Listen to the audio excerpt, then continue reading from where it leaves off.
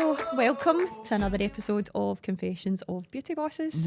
We're back. We're back. We're smiling, Hopefully you're Erin. still listening. So this morning didn't start off to plan. No, that's our first confession. Yes. So everybody's like, oh my God, on social media it all looks as though we're so organised. They think We're we've no. got our shit together and we don't. No, absolutely. So Jenny texts me at 10 to 9 in my kitchen this morning. It's like, it's today we're recording, it's not tomorrow. So Paul both of just us- emailed. So it was like, throw everything in the car. I was like, shit, I never washed my hair last night. So these are the things that happen every day in the industry. And today was our day for planning the podcast that we thought Yep. was for tomorrow. So we're winging it. Yeah. Winging it So again. we're just going to talk about things that we think are important and things that we want to get off our chest. So Yeah. hopefully you're joining us.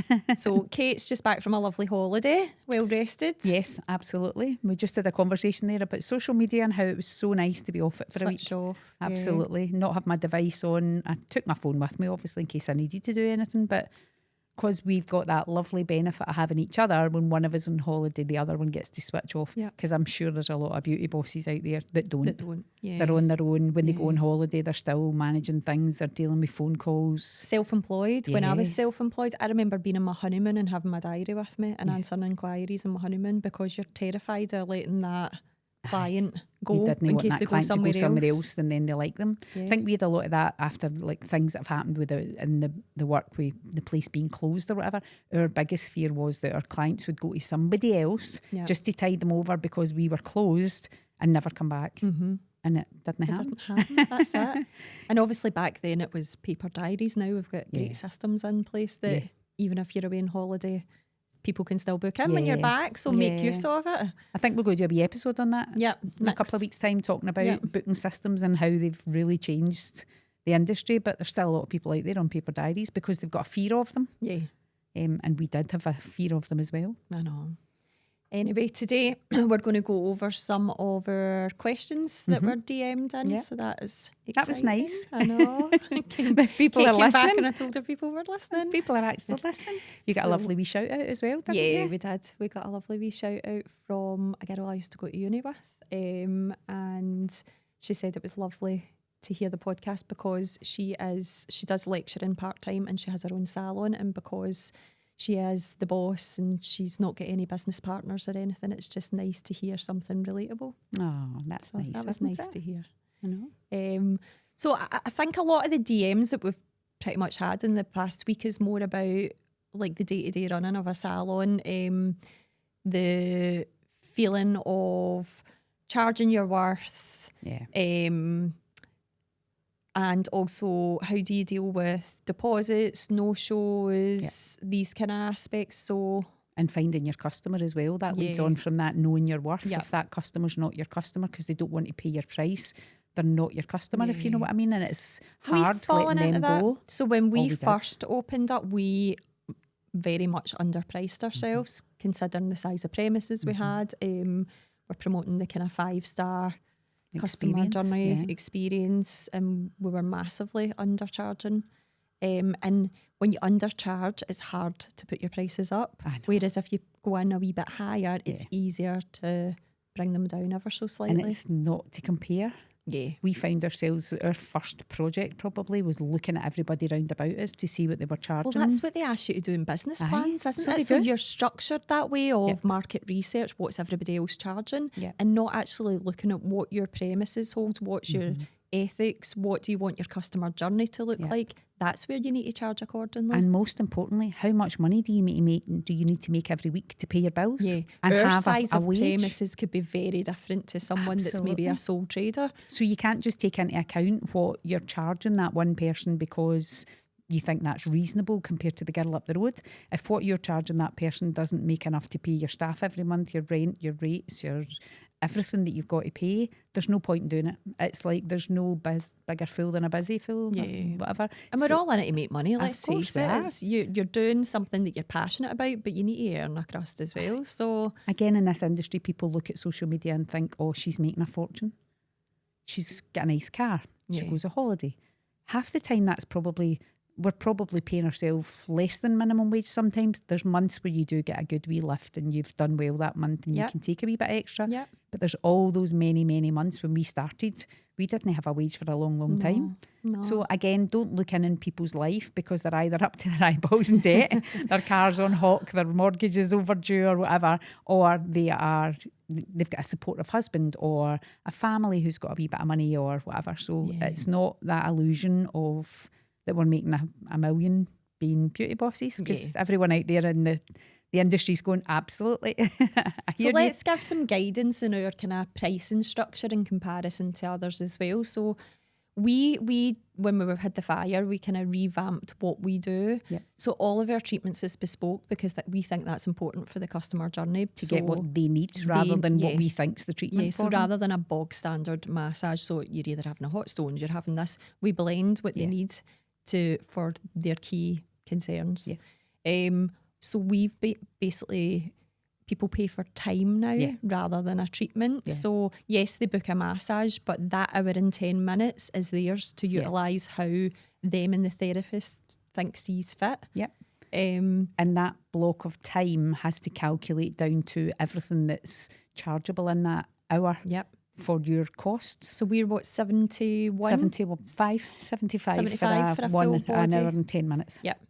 And then, so that's covering our therapist's wage. It's covering our overheads for that hour as well. And it's covering the products that we use, because we use really good sustainable products as well.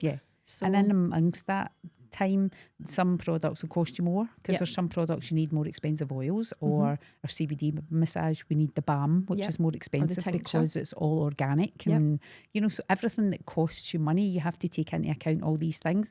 There's a really easy wee exercise if you do it on a spreadsheet, literally down to every wee penny that you spend. So if you can't work out, say you buy a bottle of something, you work out how many treatments you get out of it. And that's another wee thing, is product use that a lot of salons find that they lose a lot of money on. Because wastage. You know, you've got a therapist who puts the tiniest wee amount on. You've got a therapist who's got it up her arms and all over the floor. And on the walls. No shout. No naming names. So it's things like that you need to take all that into accountability. And it's so hard for a therapist who's just starting out in the industry, or someone opening their own salon or going self-employed. They don't know these questions. They don't know these wee tips. You panic when you just start your own business. You really do. And that's where it can creep in, that wee devil on your shoulder saying, you're just put deal on after deal on after deal. The more deals you put out, you're going to look like a Groupon salon.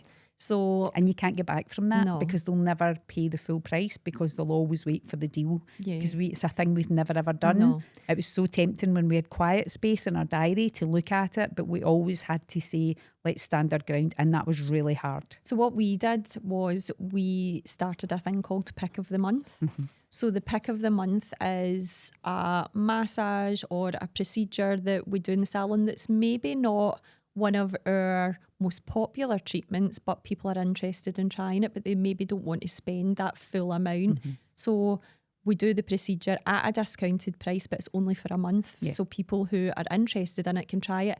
And 95% of the time, once they try it, they rebook in for it at full price. Absolutely, and I think that's the way to do it. So you're giving it's not a discount, it's giving the client a chance to try something different at a rate that they feel is reasonable.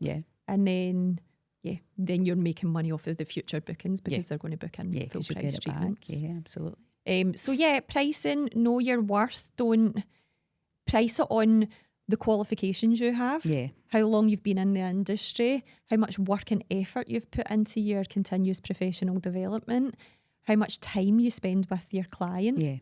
So all of these things need to be taken into consideration. Drown the noise out from other salons. Who cares what the one down the road does? So for instance as well, let's look at Turnberry, okay? We, as the academy, so not our salon or training school, created SIBTAC's first menopause massage. We trained Turnberry in this procedure. We launched there. We also deliver that procedure from Urban Retreat. But they charge double. They charge near enough £200 for that, and they do it in 50 minutes. We give an hour and 10 minutes for £75. So it's the same massage, But obviously Trump Turnberry's going to be a bit more because they've got the pool, they've got the sauna, they've got the different surroundings. Yeah. They've got the big clients coming from all over the world. Yeah, who they've got are the big spending Americans. £500 a night to stay in that hotel. They have an avatar. We always call it our avatar, your client avatar. It's the person that you think is your person that's going to be fit your environment, if you know what I mean, willing to pay your prices. That'll not be the person who would go to somebody's house who's got their own salon in a room or whatever, because they get it for £50. Yeah, which is fine because they don't have, that person doesn't have the same overheads. Yeah. But then they're going for a different experience, and that's fine. Again, that suits somebody because they're friends, they're comfortable going into a room in somebody's house. That's what they want. Yeah. That's their person. Our person is the person who wants to get away from the house, who wants parking outside the door, who can go into the cafe and get a coffee and a cake and have a chat with Jennifer and Jane in there, who wants to come and meet Bev or Siobhan or whoever's on reception that day and see the hair team and wander about and have a chat and get their products. That's the experience we created by creating Urban. But on the flip side of that as well, actually, know a couple of mobile therapists that charge near enough the same price as what we charge them because they know their worth. Because they've worked hard, they've upskilled, they've made sure that they've built their reputation based on how good they are with clients and how good their procedures are and their treatments. And they don't have to think about their overheads. They just know they're worth that money, so that's what they charge. And I love that. I think that's amazing. Because again, we did that at the beginning of the setting up the business. We just picked a price out of thin air. It was just like, I was like, oh, well, this is what I charged from home, so let's add 10% on or something like that. I know, it was crazy. I know. And again, at the time, it was, how do we pay our bills because we're not bringing in enough? Yeah, and there's no point in going into this industry if you're not going to charge your worth because you're just working. You'll burn out, you'll hate the industry, you'll do nothing but complain about it, and you'll never progress. No, so you definitely have to know your worth. So that's the kind of charging the right kind of price for your right client base. Another DM that we had was, what is your salon policies for no-shows and do you take deposits? We've been very fortunate, haven't we? We don't really get no-shows. We've had the odd one, but it's not really a common theme for us. Post-fire, we decided to implement the deposit thing just as a deterrent because we were scared coming back to try and build the place back up again. And because it had become a more common thing.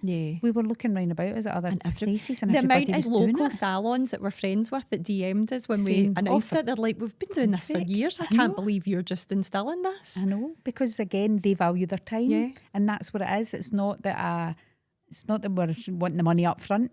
It's nothing to do with that. It's a protection because, as you say, if you've got that girl that you've got working there, you've got a girl standing there who gets paid by the hour. And if you don't show up for your treatment, that person then has to find something else to do. That money's got to come from somewhere. We talked about this today. It's almost the example of, would you go into that girl's purse and take £10 out of her purse?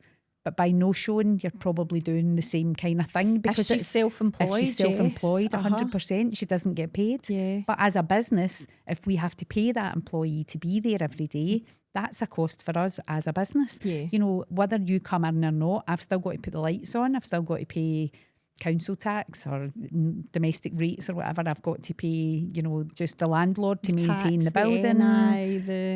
I've got to pay their everything. So you've got to still cover all those costs if that client doesn't show. And again, there's circumstances. Here's an interesting one. People can message in about this and what they think on their policies about what's acceptable to cancel and what's not. Are you just not showing up because... We've gave some grace in a couple of times. You have to. Because it's either been a regular client and we know it's legitimate, they're even been ill or there's been a last minute drama.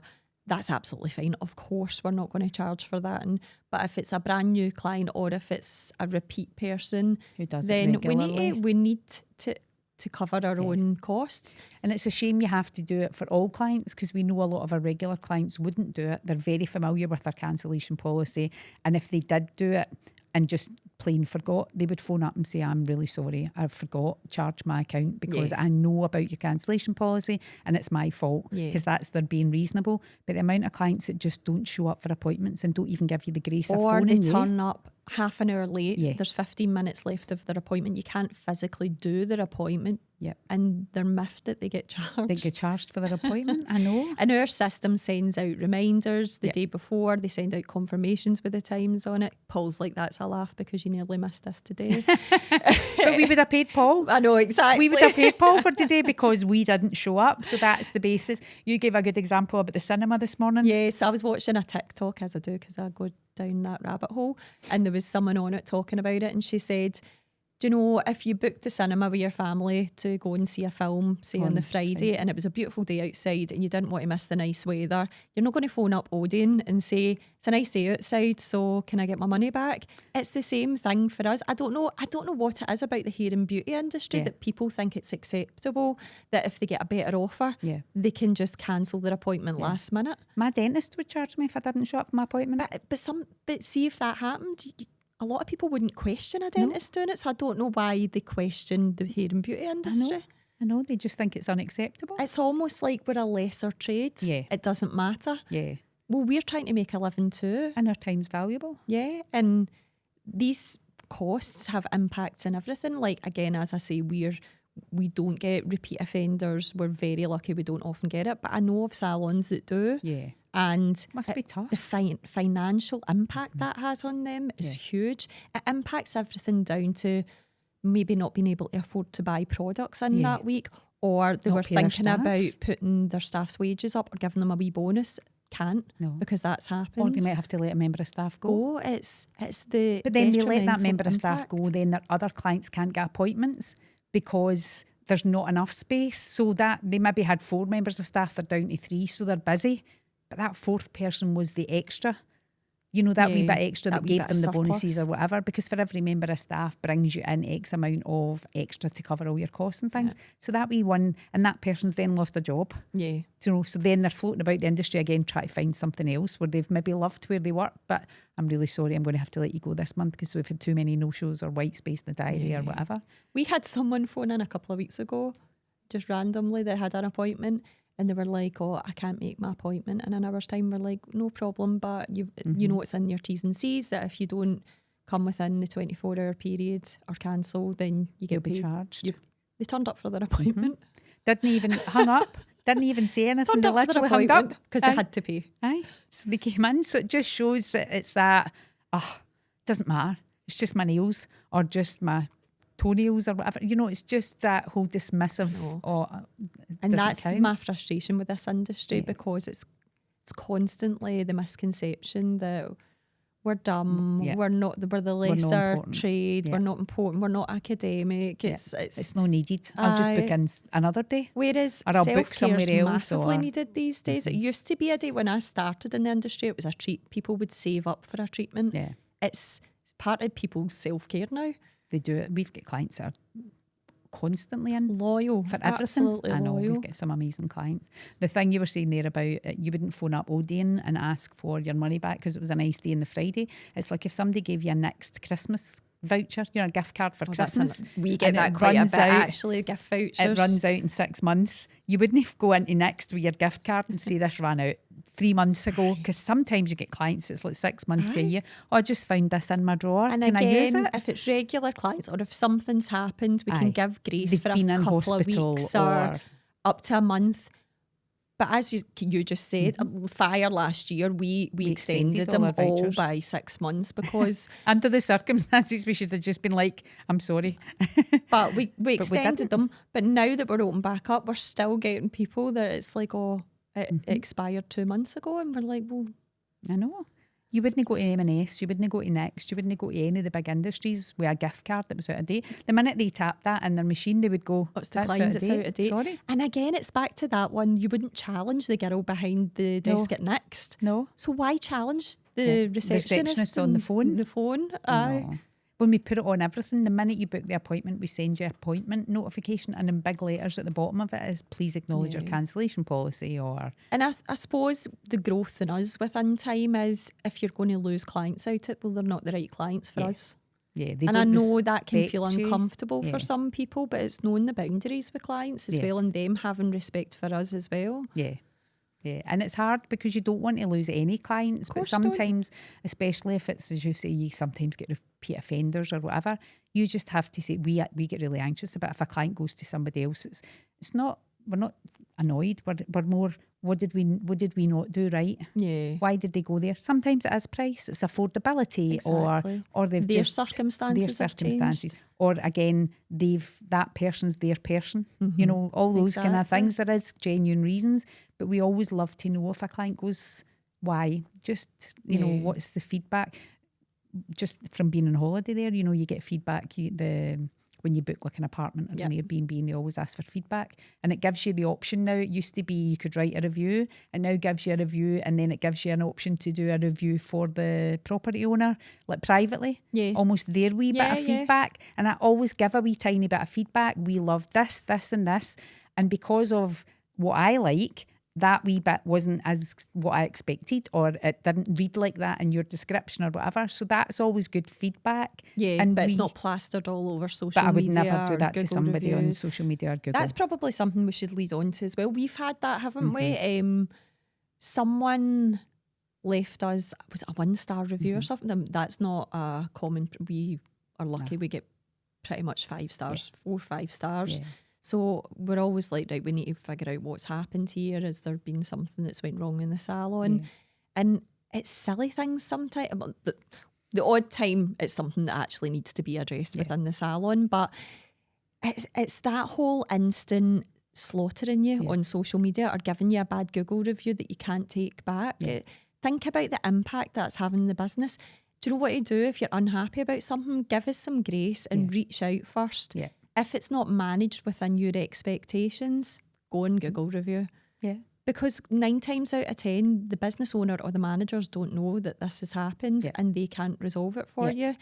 If you get in touch with them and it's resolved, you'll end up happy. You'll end up retaining a client, and then you don't have to have that negative feedback out in the social media or And Google. a lot of times it's solvable. Sometimes I find it's maybe how that person's felt on that day. Yeah. It could be them having a bad day. So we always, not that we've had many, but the reviews, the odd review we've had, if we don't get a 5 and it's maybe a 3 or a 4, we're like, what did we not do right that day? Yeah. And we genuinely sometimes reach out. We will reach Yeah. out, see if it's a 1-star or a 2, which we've very rarely had. One of us will pick up the phone or Absolutely. our managers will pick up the phone because I want to know why. What did we do that was so bad? And sometimes you just can't please that person. We've learned to accept that there is going to be the odd person. But And if that's it's it. Go with something- your gut. If you feel like it's genuine, then offer them a free treatment, offer them something. But you do get people that you just know are at it. Yeah. Or They're just at it. money back or a free Yeah. treatment, or they're that kind of person that's just a serial complainer. Yeah. So And they're not, again, it's back to that whole, they're not your Not your avatar, they're not avatar. your person.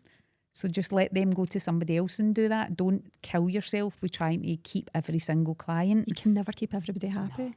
No, definitely not. And that, again, it's like, I hate the reviews like that where they go straight to social media because it can nearly always be resolved. And again, on some occasions, it could be the therapist has maybe had a really bad day that day. Yeah. And it's reflected onto the customer. And if the customer had came and said to us and we said to the therapist, our therapist would go, do you know what, that was on me. Yeah. I genuinely was struggling with this, that or the next thing that day. I'm really sorry. I would go back to the customer and it'd be like, come on in and get a massage. Come on in and get this done. You know, because we acknowledge that not everybody gets everything right every day. We don't always do it. So, but it's that whole bashing small businesses. I feel heart sorry for them. I hate to see it's it. hard. It makes my stomach contract when I see somebody write about somebody else and I give them a bad review. know. I hate it. I go, oh my God, that's horrible. I get, even if I didn't get a resolve to my issue, I don't think I would ever go to The social extreme. media for something like beauty. See if it was something dangerous Yeah. that I felt the public need to know that's dangerous what they're doing, but see if it was something just not great service. You just wouldn't go I back, just would wouldn't you? go back, and Yeah. that's it. Give them the feedback. If they don't accept your feedback, move go on to back. somebody else. They're not you. They're not for Yeah. you. It's the reverse of they're not your customer, you're not their client Yeah. kind of thing. So for those that are looking to see what our policies are, anybody that cancels or no shows within a 24-hour period get charged 100%. Yeah, because we know our worth. Yep. And I think And most we've places should stayed do at the that. same. And our booking system has our clients' cards on it, so we can charge straight away. Yeah, and that's why we get the cards for that protection. Yeah. A lot of clients don't like it. A lot of older clients, this is something we'll maybe have an episode one week about booking systems, Yeah. because we've tried a few and we know what works and what doesn't, and all the rest of it. So I think that would be a good wee episode. But again, please DM us in if there's things that you want us to talk about, and also guests. We were talking about this today.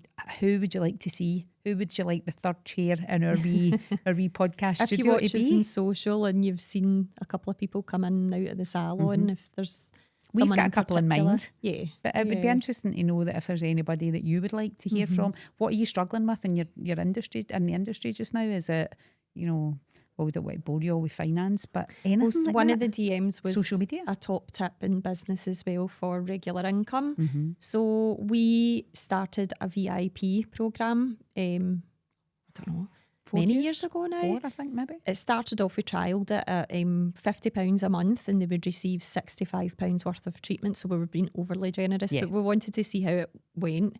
20% off of all products, but we only opened it to 20 people to see how it would go. 20 people took it straight away, And we've still got them. and we've still got They're them. known now as our golden circle. So we've now got 3 tiers, haven't we? We So- had to rein those tiers, and there's a learning curve Yeah. for us when we talk about, what's pits and good things. That was a learning curve for us because that was so generous. If you think of the club card points you get at Tesco or the rewards you get at Starbucks, you need to buy 10 or We're 20 giving coffees. 15 quid a head. We were away giving for free. £15 a month. £15 I a know. month away for free. But we did it because those clients were loyal to us and they trusted us and they invested in us, Yeah. and we still do it. And We they've still stuck get by that. us through thick and They're the thin. clients that were there when the fire happened or whatever. They're the clients They're that the have ones been there. that shout about us Yeah. on social media. They're the ones that if somebody puts up on social media, where will I go to get this treatment or that treatment? Those are the people that are right away because they just have been amazing clients. Yeah. So you'll have that, but learn from your mistakes and don't go too high. We didn't really review it properly. So we our just, new system is, Yeah. we've got the golden circle. Our new one is you pay £50 a month and you get get 60. £60. So you're But still it's- getting £10, but and you 10% get off 10% products. off products. Yeah.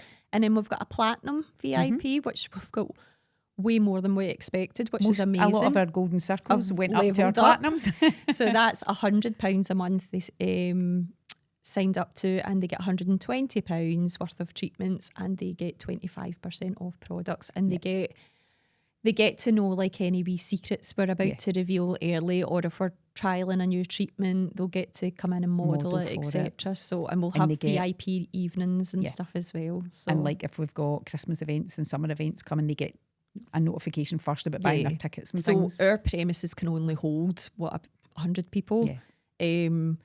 So yeah, It's first and come, we've got first served for our 6,000 Christmas clients. tickets. So our Yeah. Christmas tickets go sell fairly quickly. So that's another thing we do every Christmas. Everybody gets excited about our annual event. We have a DJ in. We reduce our products. We do lots of demonstrations. We have games where you can win products. We've got big raffles. And all our ticket costs go to St Andrew's Hospice and Strathcarron Hospice every Hospice. year. Yep. So these are all things that are top tips that Yeah. we've done along the way that have been really successful. And see if you start like a VIP club and you build momentum with it, you can end up every month, you're like, that's the rent covered. Yeah. That's the rent covered straight away. That's what I was going to say. Your VIPs become your guaranteed income because they pay by standing order every month. So you know that at least that's coming in. But you also want to keep it exclusive and not have too many. Yeah. Because too many, it's not exclusive and then you can't cope with the volume. Yep. We're lucky because we've got a bigger salon, we've got more staff. If you're a small salon, you could only have a small amount of VIPs because if not, you don't have the space. You're turning them away. Your VIPs aren't treated like VIPs. And your because they're- VIPs have a wee bit more disposable income because if they're willing to commit to that yeah, £50 they're a committing month to or that every whatever. month. So generally, if you have like a wee opening evening where you've got lots of discounts and demos, they're really good because they're like, oh, I need my products and stuff. And then quite often, if you've got product companies that you work with, if you tell them you're having that event, They'll come the in. account manager will come out and support you on these events as well. And they know the products inside out as well. So Yeah. they're really good at retailing and recommending. Yeah, absolutely. So will we finalise this one about the customer journey? Yep. So this is a big, well-rounded one of top tips and hints in business because we get quite a few DMs with that. We sell ourselves as a 5-star salon. our customer journey is paramount to us. So if we ever hear of the customer journey not being done properly, we need to figure out why. So we put mystery shoppers in place every month for our team members, which has been a standard thing since the beginning. And it's not to catch everybody out, it's to maintain the professionalism and the client experience, because we want to keep that 5-star standard. And to make sure that all the girls are all doing the same thing, so that everybody's getting the same experience every time they come in. Because you're busy, you onboard a new member of staff or train up a new member of staff, you maybe don't remember to tell them absolutely everything, because as a small company, because we've grown so quickly in volume, you know, if you go into a big company, an organisation, the day you start, you get a computer system that says, right, here's the 10 things you need to know, here's workbooks for them all or whatever. See, when you're a small company that's grown quickly, a small salon that's grown, and you had one member of staff, you've now got 5 or 6 or 8 or whatever. Your admin doesn't grow that quickly. So it's making sure that every member of staff knows what they're doing, because they'll have worked somewhere else. They'll have all that old places, habits, or, you know, ways of doing things. So the mystery shopper lets us know if a team member needs a wee bit more training or doesn't know what our customer journey is. Yeah, or our brand values, if they're sticking to them or not. Yeah, so it's all down to the cleanliness of the salon, the treatment experience. Did they get everything that they should have got within that treatment? Down to where they offered a refreshment, where they given a tour of the place. Yeah. So, and how did your therapist or hairdresser bespoke your procedure to fit your needs? Yeah. Were you happy with the outcome? Is there anything that you would change? So this is all part of our client journey to keep consistency throughout. The wee tour thing was something that happened after the fire, wasn't it? It's something that we didn't It still seems to be going on, which is great. Because so when a new client comes, because clients come into our building because it's quite a long, narrow building, they don't realise. They come into the front area, say they're just coming to get their hair done. They maybe don't realise what's along the corridor in the beauty rooms. Yeah. So we always take them along and give them a wee tour and tell them everything we do. Yeah. Because they'll maybe think we only do hair and then waxing. Yeah. You know, and they don't realise when you show them the treatment rooms and how relaxing they are for massage. We show them the pedicure area. You can come get a lovely pedi. It's not just somebody putting your feet in a bowl and at a nail table or whatever. Once you show them the rest, you're opening up your audience. It's that whole show people what you've got, showcase yourself at every appointment, whether you've got a small one room, wherever you are, or a bigger salon or whatever. Tell people what you do. Talk about yourself. Big up yourself, and show your strengths and what you do. I think that's came to a nice close. Yep. So if you enjoyed it, please like, share, and subscribe. I'm getting it right this week, and not just like, share, and I can't remember, comment or whatever I said the last time. So we're still figuring this out, aren't we? Tell me what it takes to get you feeling